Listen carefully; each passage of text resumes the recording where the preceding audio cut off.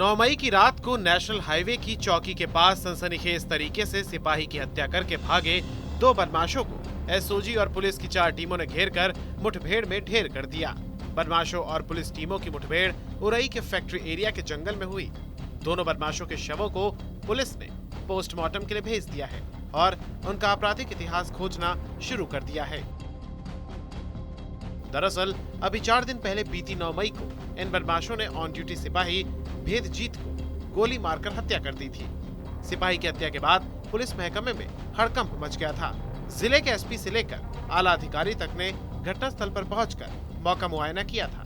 आला अधिकारियों ने एसपी को जल्द से जल्द बदमाशों की तलाश करने के लिए कहा था। तभी से पुलिस इन तमाम बदमाशों की तलाश में जुटी थी। आज उरई कोतवाली पुलिस को मुखबिर से सूचना मिली कि फैक्ट्री एरिया चौकी क्षेत्र में दोनों बदमाश छुपे हुए हैं। सूचना के आधार पर पुलिस ने दोनों बदमाशों की घेराबंदी कर सरेंडर करने के लिए कहा, लेकिन बदमाशों ने पुलिस टीम पर फायरिंग कर दी। जवाबी कार्रवाई में पुलिस टीम ने भी फायरिंग की। दोनों ओर से गोलीबारी के दौरान एक बदमाश की पुलिस की गोली लगने से मौके पर ही मौत हो गई। वहीं एक बदमाश गंभीर रूप से घायल हो गया। बदमाशों की ओर से की गई फायरिंग में उरई कोतवाली इंस्पेक्टर गोली लगने से घायल हो गए। वहीं बुलेट प्रूफ जैकेट पहने होने की वजह से दोनों सिपाहियों की जान बाल बाल बच गई। पुलिस ने आनन फानन में घायल बदमाश और इंस्पेक्टर को अस्पताल में भर्ती कराया, जहां इलाज के दौरान बदमाश की मौत हो गई, जबकि घायल इंस्पेक्टर का इलाज चल रहा है। ढेर हुए बदमाशों में एक की पहचान कल्लू निवासी रहिया और रमेश निवासी सरसौकी के रूप में हुई है। एक 9 और 10 की रात को एक घटना हुई थी थाना उरई क्षेत्र के अंतर्गत जो हाईवे चौकी है, जो झांसी रोड है, वहाँ पर एक घटना हुई थी जिसमें हमारे कांस्टेबल शहीद भेदजीत सिंह की हत्या कर दी गई थी कुछ लोगों के द्वारा। तो उस घटना पे हम लोग लगातार काम कर रहे थे। मुखबिर की सूचना मिली कि आज वो दो अपराधी, उनके हमें डिटेल ज्ञात हुई थी कि वो दो अपराधी आज यहाँ पर आने वाले हैं और तत्काल घेराबंदी की गई टीमें बना के।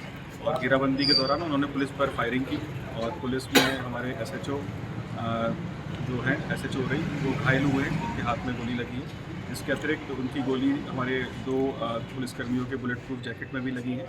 तो तत्काल हम लोगों ने भी जवाबी फायर किया। जवाबी फायरिंग में दोनों अपराधियों के भी गोली लगने से घायल हुए हैं और यहाँ पर जब जिला अस्पताल लाया गया तो अभी डॉक्टर्स ने उनको मृत घोषित किया है।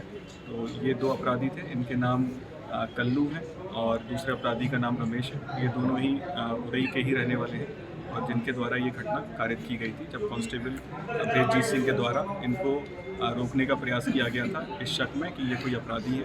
और उसी दौरान जब रोकने के बाद रोकने के दौरान इन्होंने उस पर फायर किया और उस पर फायर किया था, लेकिन और उसमें फायर में जब असफल रहे थे गोली लगने से, तो जो हमारे कांस्टेबल भेदजीत सिंह हैं उनके ऊपर इन्होंने कई भारी वार किए, भारी चीज़ों से, तमंचे की बटों से कई बार वार किए, जिससे उनकी अधिक रक्त बह जाने के कारण मृत्यु हो गई थी। तो इस संबंध में बाकी वैधानिक कार्रवाई अभी की जा रही है और बाकी जो भी पहलू हैं घटना के उनको भी सामने लाएगा। हत्या का कारण क्या था सर? किसी कोई इनका आपराधिक इतिहास है किस तरीके से? अभी उसकी जानकारी की जा रही है। हत्या का कारण यही था कि ये आपराधिक किस्म के लोग हैं और कई घटनाओं में यहाँ पर इन्वॉल्व रहते थे और कांस्टेबल भेदजीत सिंह के द्वारा जब इनको रोकने का प्रयास किया गया इस शक में कि ये कोई घटना कारित करने जा रहे हैं, उसी दौरान इनके द्वारा ये घटना की गई थी जिसमें कांस्टेबल भेदजीत सिंह की मृत्यु हुई।